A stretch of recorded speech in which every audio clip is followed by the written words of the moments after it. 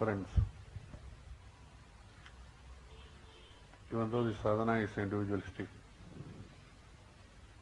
there is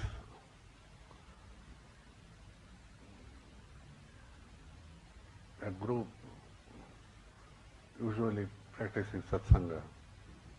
Previously, in those days of yore, the Guru used to give only patas, patapatanas and vyakhyanas, means explanation of whatever he is dealing with.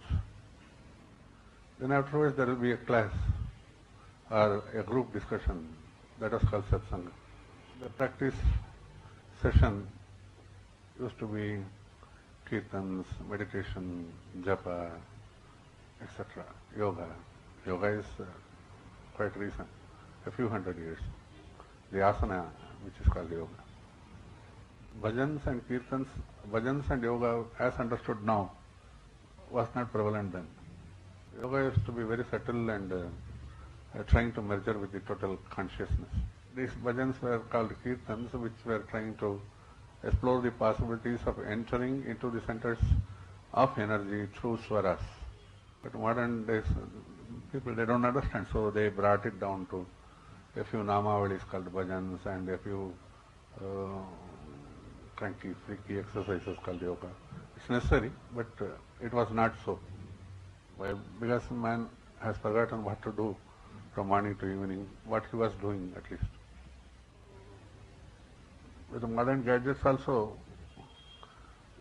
he has forgotten how to walk even.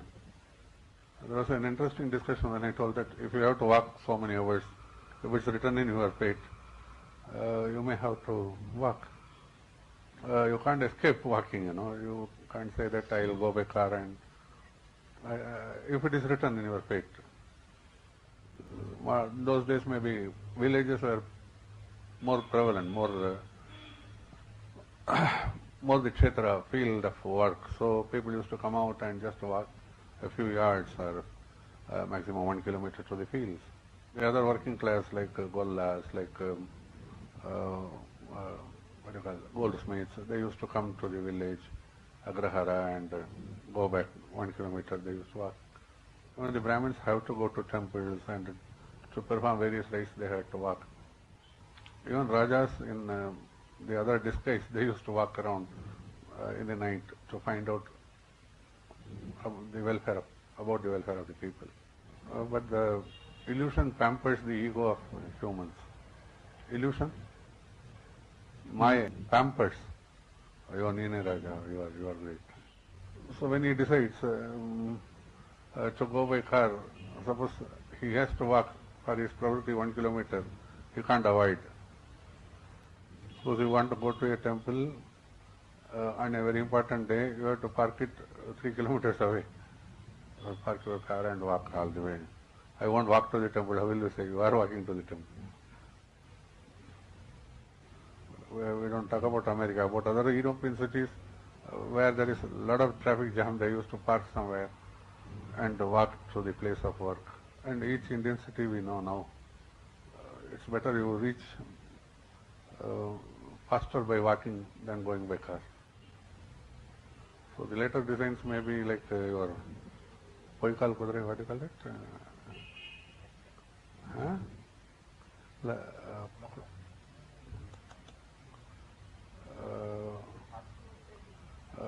Dummy hearts, what do you call it? Dummy hearts. Keel Kudre. Keel Kudre. What's it in English? I think dummy hearts, is it?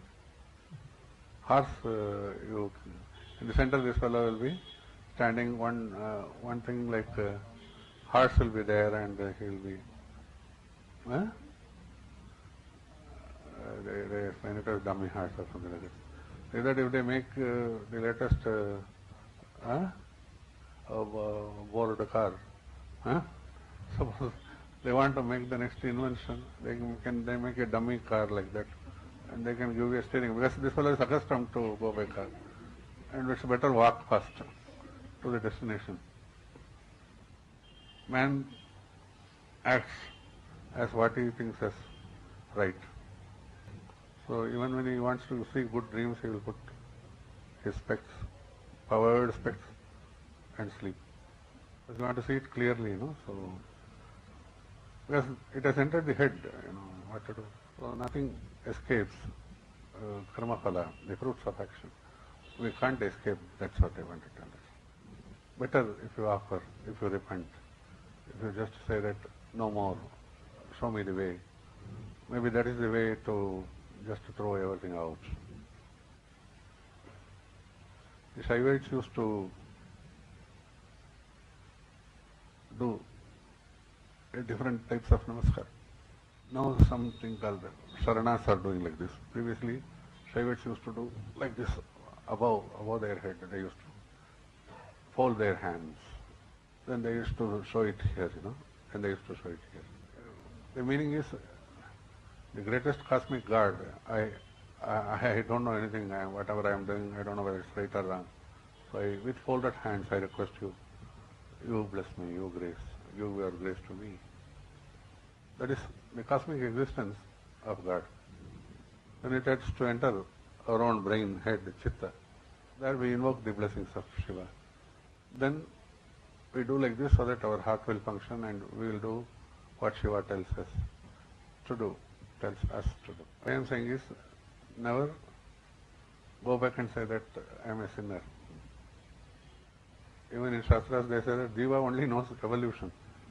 From human birth, even if it takes an ant's birth, it's for a brief while because it has thought about ant. Then afterwards it will come back with glory to once again to take the birth of human towards evolution, moving towards evolution. This evolution gets completed when the hand or Padaraksha, Devi or Supreme God sits firmly on your head. The greatest scholar and the greatest exponent of Advaita, Acharya Shankara, when he addresses Devi, as long as your feet is sitting firmly on my head, whether I am in this form or take a form of an ant or take a form of an elephant, it doesn't matter because I am safe with you. This has to be experienced and practiced in daily life. When you are telling a word which you know it's very cunning, that means you are away from Devi's father. Cunning means you yourself know you are troubled, always when we think like that. So that way we are escaping the grace because we are not in vibes with the highest grace. So try to feel intensely and tell. That will happen. You won't cheat yourself and neither you will cheat all others because what you tell should happen because you are safe and the others are also safe. By this you think that they are safe and you are saved, which usually is not. You don't go against your the protection ring, So you don't get troubled when you are talking like this, when you are thinking in a particular way. But in this, suppose you have to tell even a few words which you don't like as a person, but you can go on telling because it will give safety and blessings to the others also.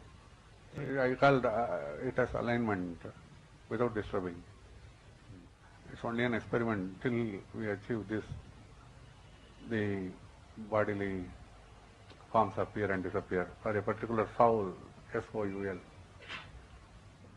So once it is firm or firmly established in this protection, then the liberation is possible. All other arguments are just a waste of time. I have 500 chairs, I have 300 dresses, I have 5 houses, I have so many dollars, I have this, I have that. These are all waste of time. What do you use? One chair or one house, 1 6 feet in your home, or $100 per day or $1,000 per day. All other things are just waste of time you are asking. Whether you need it or not is another thing. Once you know that, then you know the value of superficiality. Once again, I don't say don't possess. just hold. Once again, don't possess. That's also a good word. There is always a difference between holding and possessing. Luckily, they call it shareholdings.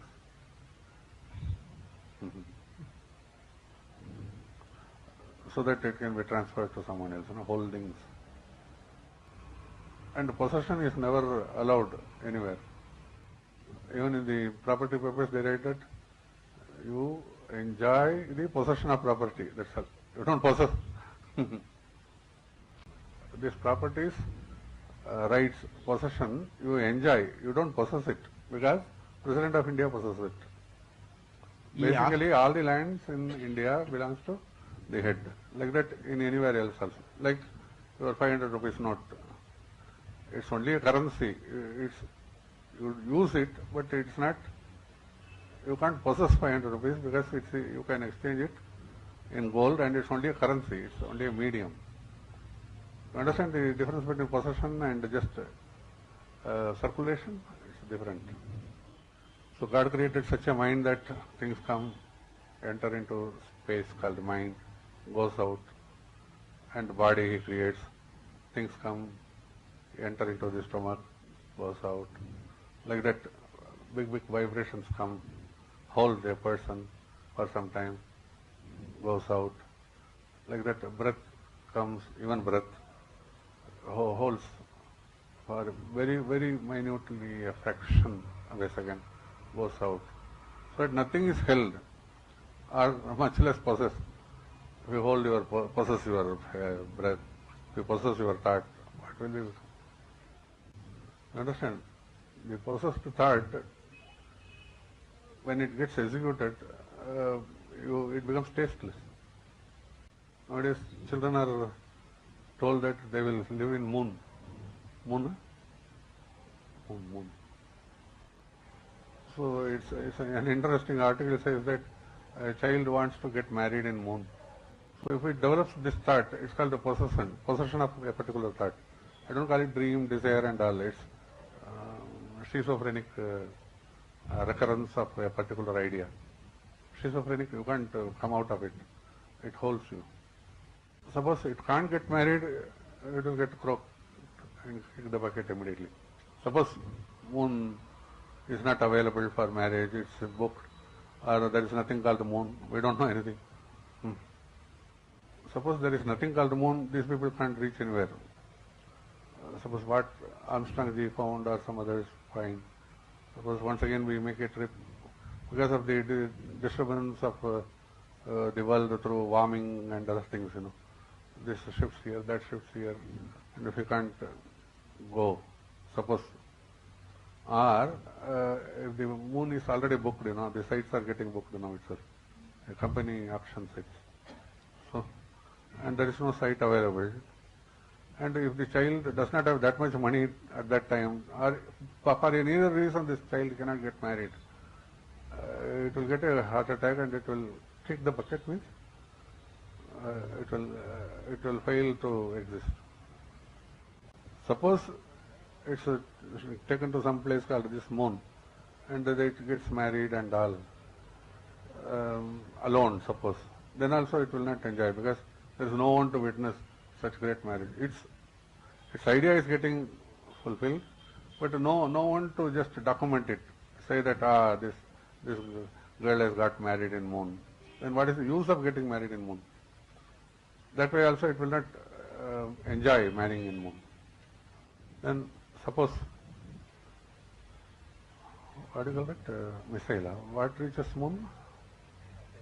Spacecraft. Full of their relatives and all come. Spacecraft lands in moon, and this girl gets married. Every detail has to be attended. Marriage is just a ritual.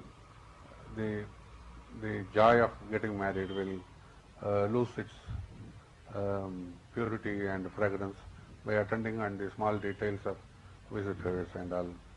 Anyway, the marriage is not worth getting conducted in moon. I was just trying to tell a story like great mothers, just to make people eat, they will show the moon and feed the children. I am trying to tell this story to bring back to earth. Even if you are getting betrothed to some person and when you are getting married, are you enjoying the marriage at that hour? No. Oh, who is the visitor? Who is that? Who is that? Where is the video? What's the purpose of existing at that moment? Where is it? What to talk of moon, I am trying to tell. So at least those who are getting married, at least let them sit and listen to what is happening near the altar, fire, and what these people are talking. Let the visitors come. They are only visitors.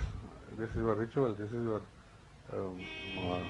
assignment. This is a lifelong companionship you are going to get, and it's a very important occasion where you have to pay your attention and listen to what is being told. Instead of that,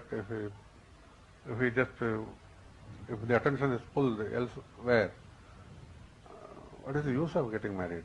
Better don't do it. Just sit and attend to people. Let only be reception be there. No?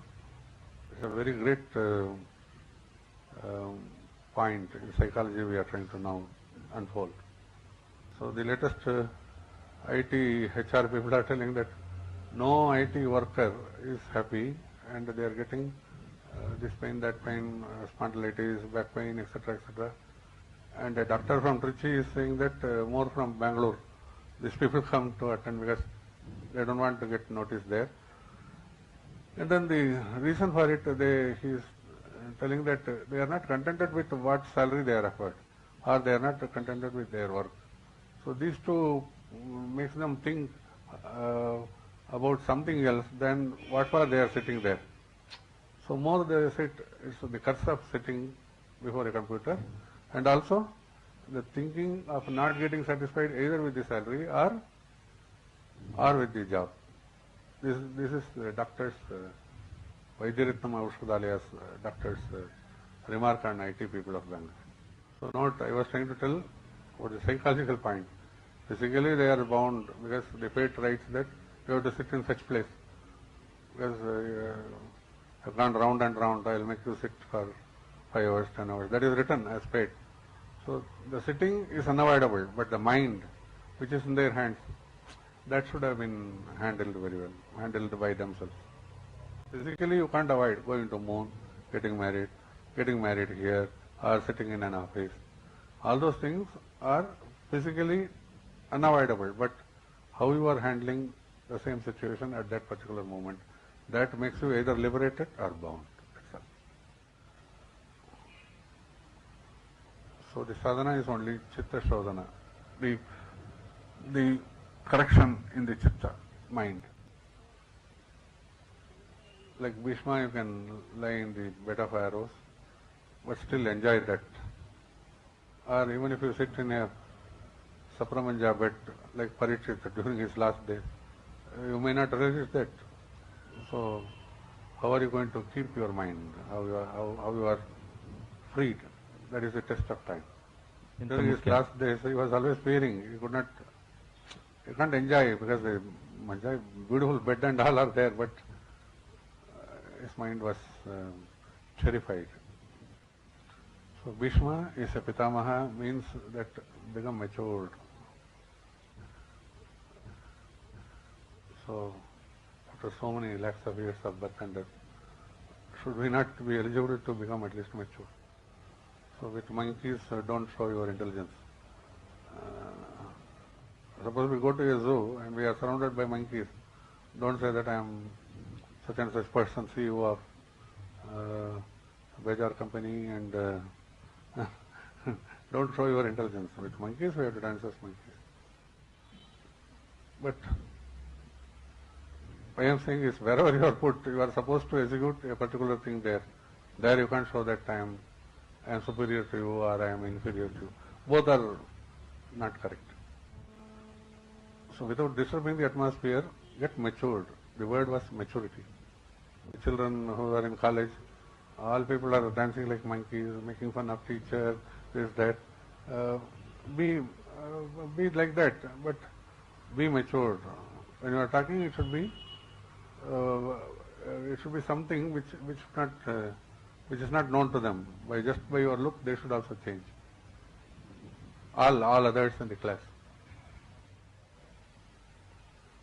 Try and activate your limbs as far as possible. All parts of your limbs. This is a particular tip because many people, more time they sit and some parts pain, that means that is not exercise, that's all. It's not the failure of a system.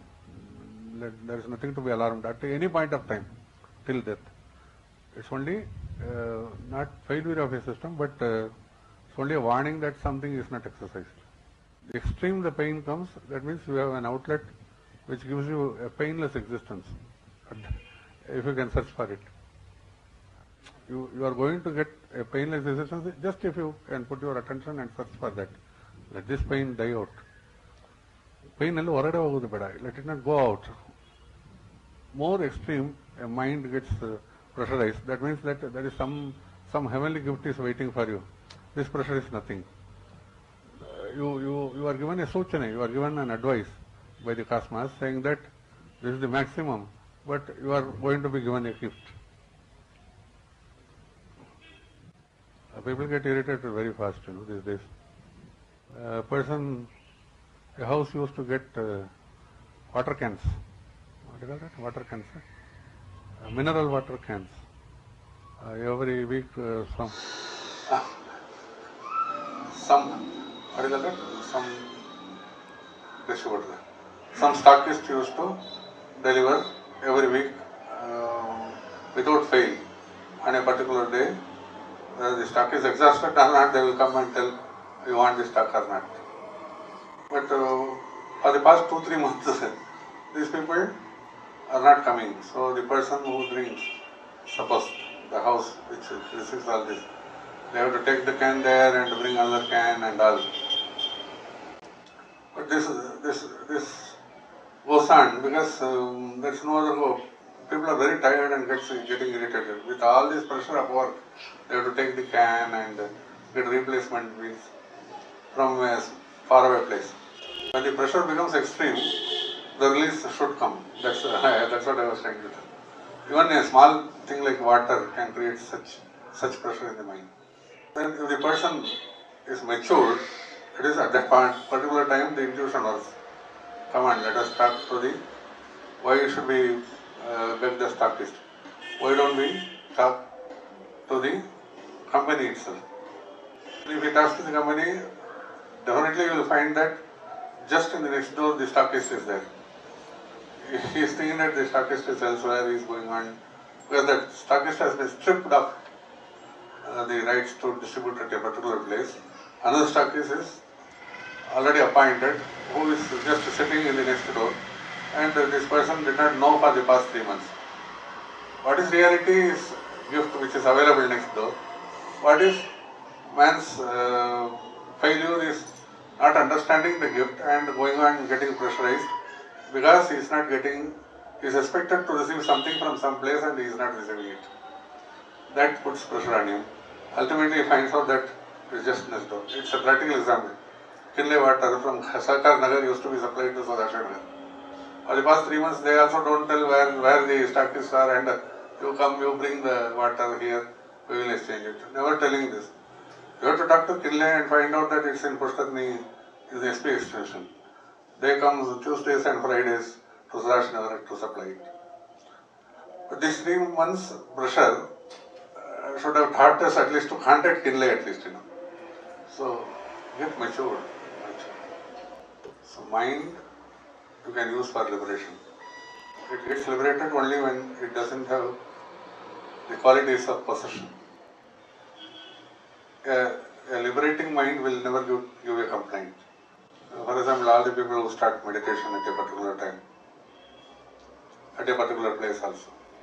The very next day or the same day they will start, the same day they will not feel anything because they have just started meditation, that kind of George critical.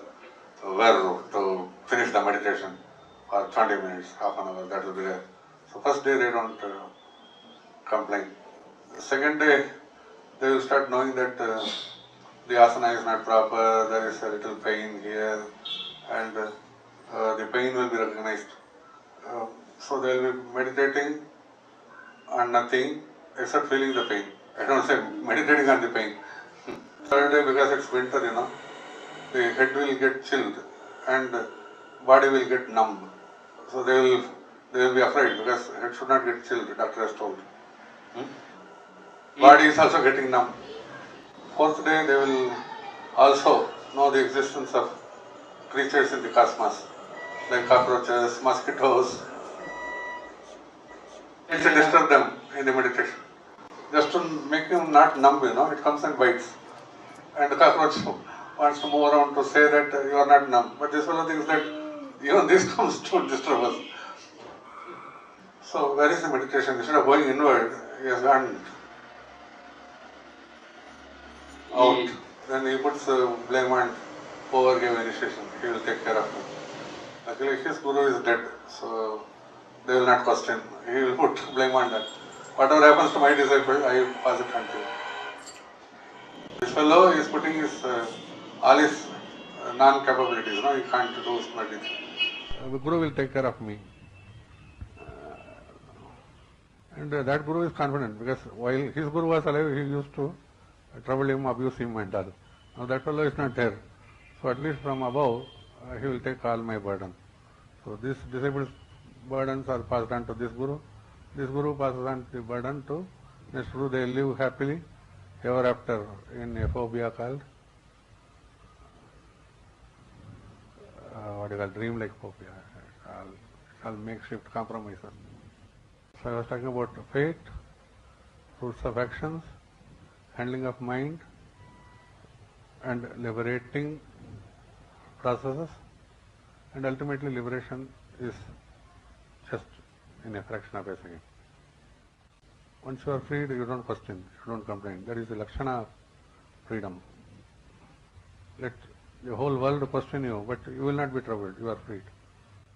So your action or reaction, that means you are still in the level of duality. You want to justify, you are right. Why should you justify? So enter into this state of firmness, spaceless silence. Be free, be free. Om Purnamadah Purnamidam Purnat Purnamudachyate Purnasya Purnamadaya Purnameva Vasishyate. Om Shanti Shanti Shanti.